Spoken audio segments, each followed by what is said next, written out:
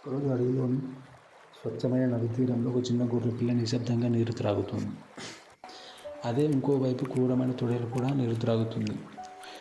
తొడేలు గొర్రెపిల్లను చూసి కోపంగా అరుస్తూ, నువ్వే నా నీటిని మురుగు చేశావని అరిచింది. అప్పుడు గొర్రెపిల్ల భయపడుతూ కానీ నిజాయితీగా, అయ్యా మీరు నది వైపు ఉన్నారు, నేను ఈ కింది వైపు ఉన్నాను, నా వల్ల మీ నీరు ఎలా మురికి అవుతుందని అడిగింది.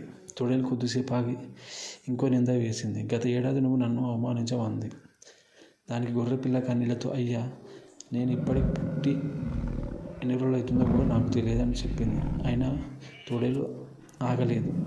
అయితే నీ తండ్రి లేదా నీ తల్లి నన్ను అవమానించారన్నది అంటూ కోపంతో గర్జించింది. నిజం ఎంత చెప్పినా ఉపయోగం లేకపోయింది. తన దురుద్దేశానికి కారణం కావాలని వెతుక్కున్న తోడేలు గొర్రెపిల్లని నిర్దోషితత్వాన్ని పట్టించుకోకుండా దానిపై దాడి చేసింది. నది మళ్ళీ నిశ్శబ్దంగా ప్రవహిస్తుంది. ఈ ఘటన మనకు ఒక చేదు సత్యాన్ని మనకు తెలియజేస్తుంది. Thank you for watching my videos, and please subscribe to my channel, like and share. Thank you.